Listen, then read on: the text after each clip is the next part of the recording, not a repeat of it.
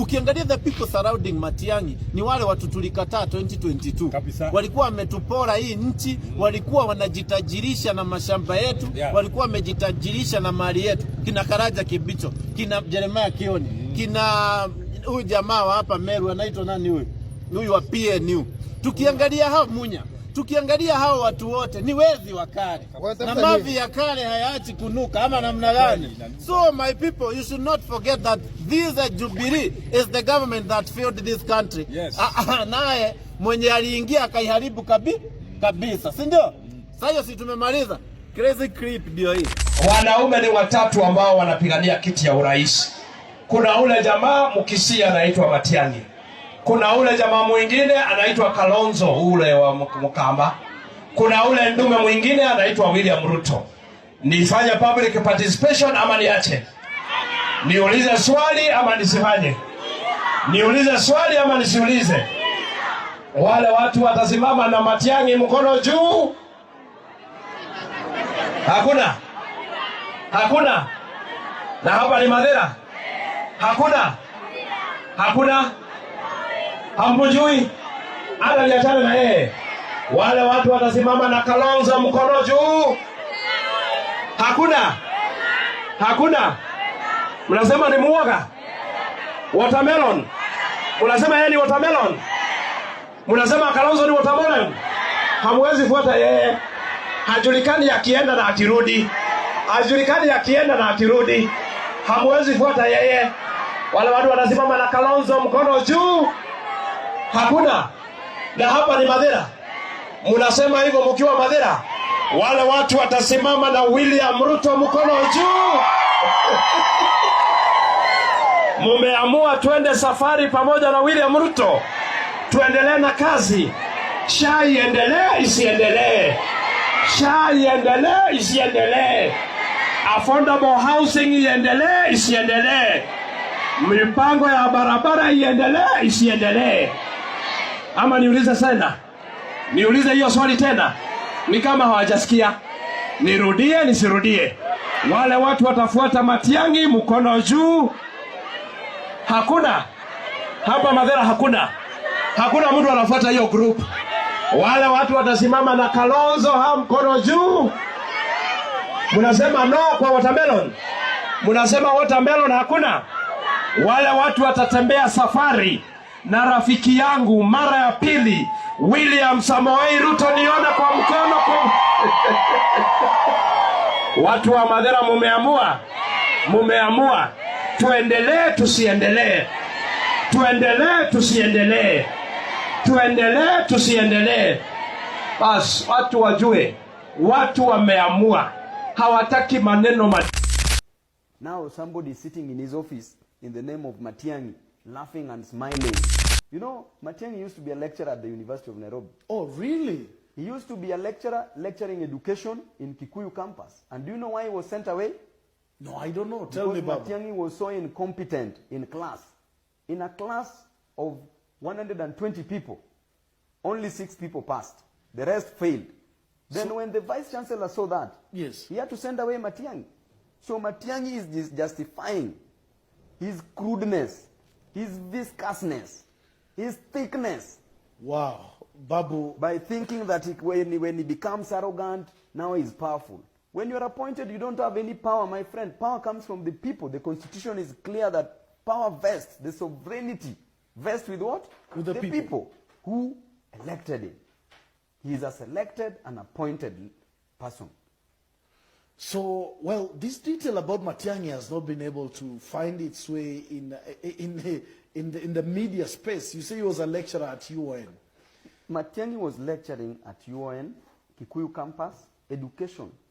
He was lecturing. Then he was sent away because of incompetence. So that's why when he talks, he shouts. And you know when he shouts, when he thinks that the louder you shout, the more people can fear you. People only fear people with brains. But if you don't have brains, if you are an empty coconut in the head, then there is no need to. There's nothing he can tell people. As Babu, we know, he can't tell me anything. A university graduate from the University of Nairobi with first-class honors in natural science and a lawyer. He can't tell me anything. First-class honors, actuarial science. And a lawyer. And a lawyer. Yes. Well, there are not too many people with such accolades, Babu. That's why I can't. But then people will be asking this.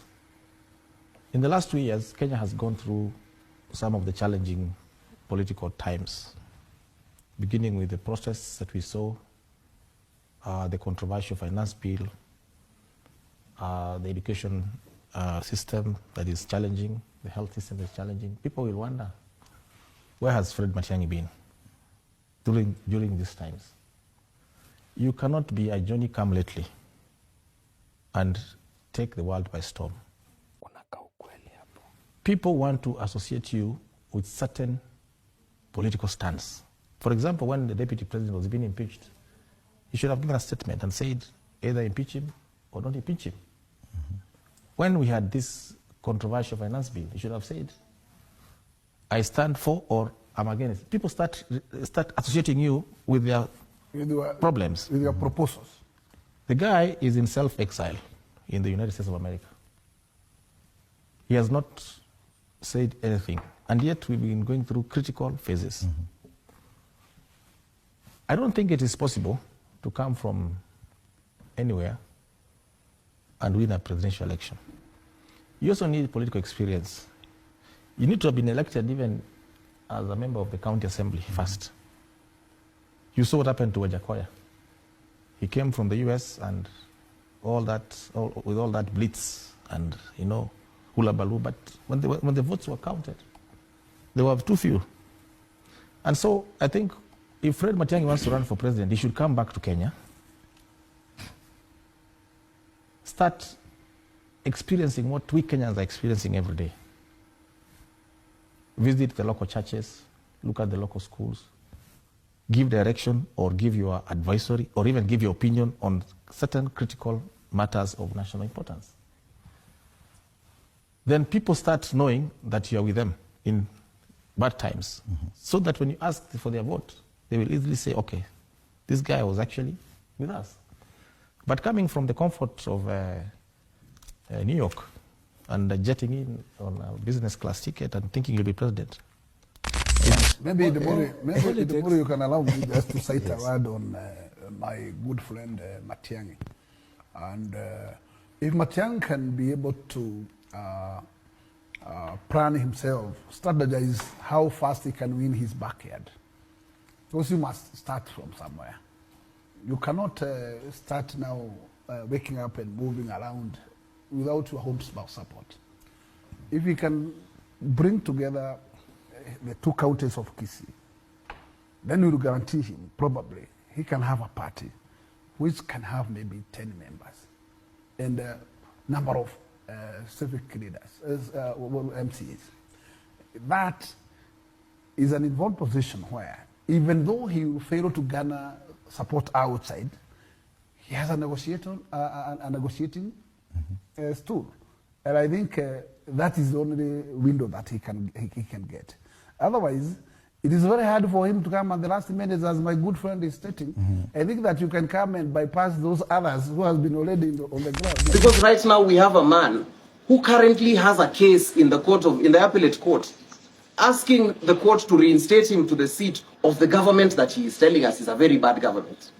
We were being led by the person who sold your grandmother fake fertilizer, mixed it with sand and cow dung, is the same person who's telling us that they are going to redeem us.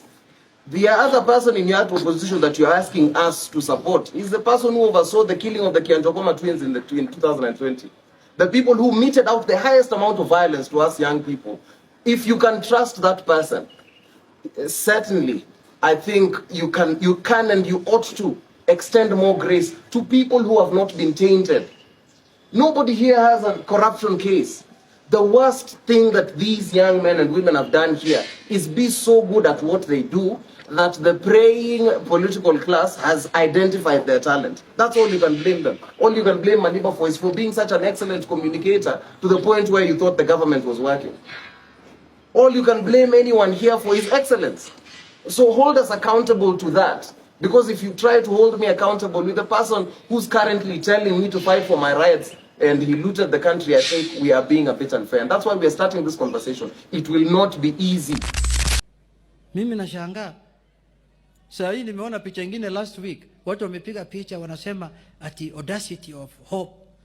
New dawn. Sasa Rigathi Gachagua ni new dawn in Kenya. Jamani bana. Unajua saa ingine mimi nataka hata Yesu arudi haraka. Sasa ati wanapiga picha ati audacity of hope, ati new dawn. Nikaangalia picha namna hii, naona Martha Karua, naona Rigathi Gachagua, naona Mukisa Kitui, naona inaitwa nani ile mwingine ile Kiriso Malwa, no Eugene Wamalwa, naona watu tumetembea nao miaka mingi mpaka tukanyoroshwa tukalia pamoja ati new hope, new dawn. Unajua sasa tangu mzee Ojwanga kufe vitimbi sasa imeenda kwa wanasiasa. Sasa hii ni vitimbi sasa hii.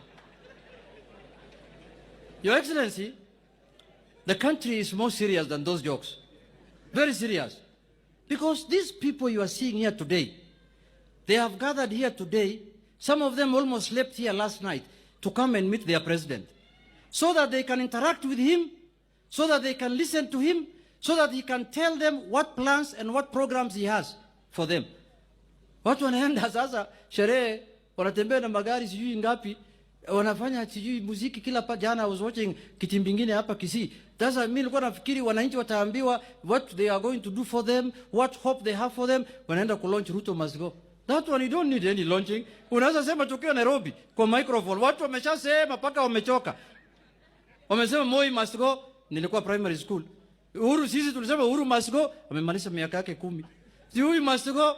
Sasa ndugu yangu, let us look for something else. That one is not working. And you know, must go is normally popular. Must go in Kenya is very popular when the president is not coming from certain region. Hata mimi sasa ukiniwachia ikiti watasema Junet must go. Sasa hii must go ni mambo tu ya story, tuendelee na kasi. This broad-based government of you, that you have formed, Your Excellency, sisi kama watu ya ODM, hapa Your